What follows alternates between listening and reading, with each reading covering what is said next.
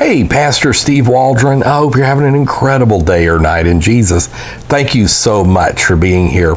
Been doing a little series on the doctrine of the Trinity, fascinating study, looking at it from stem to stern.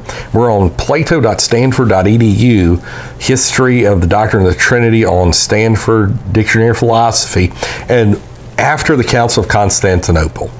And we're looking at what happened with that. Let's get started. What basically happened is persecution by the winning party against all comers.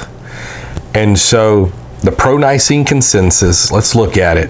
Around the time of the very messy Council of Constantinople, see Freeman in 2008, also Hansen wrote a great book, 1988, on that, pages 791 to 823.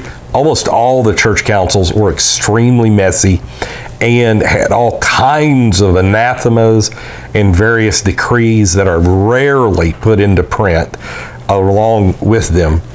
So as imperial and ecclesiastical forces began to systematically extinguish subordinationist groups in the Eastern and Western empires, see Wiles, 1996, pages 27 through 40, began to, if you don't believe in the Trinity, you can't own property, you have to die. See Priscillian at Trier with 6 of his bishops from Spain getting killed, but many thousands being killed. I think Santa Claus got in on the action.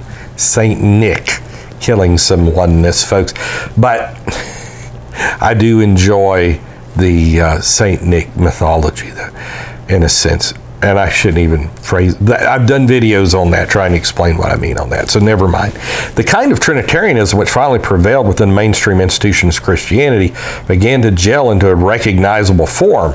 Now, remember before this, I mean, you have Dionysius having almost a tritheistic Trinitarianism, Origen having a very subordinationist Trinitarianism, Tertullian having an economic Trinitarianism that almost bordered on oneness in some ways, and tritheism in other ways, subordinationism in a lot of ways, almost every way, and so much in between. And even at the Council of Nicaea, some of the people like Photinius and Marcellus who signed off on it end up being accused of Sabellianism, these type things, that there's just an emerging consensus. Because, I mean, what Augustine, who's converted basically under Ambrose of Milan, what he believed about the Trinity was not necessarily the same thing that others believed about the Trinity. And then the Eastern Church, the Nestorian Church, believed differently about God. And then you've got all types of groups all around the world, beginning from the first century, that in some ways maintained ancient apostolic Christianity, and all kinds of groups and schisms and sects and all of this, Gnostics and Valentinians, and if you read the ancient writings, it's just a whole host of various things. So there's a Trinitarianism by the end of the 300s begins to form. So obviously it's not essential for salvation because they're sola scriptura, and so it didn't exist before that time. So following Hansen in 1988 and Ayers 2004, we call this the pro-Nicene consensus. This consensus spanned the East-West Greek-Latin divide. And remember, only about 11% of the Roman Empire spoke Greek in the first century. A lot of people miss that.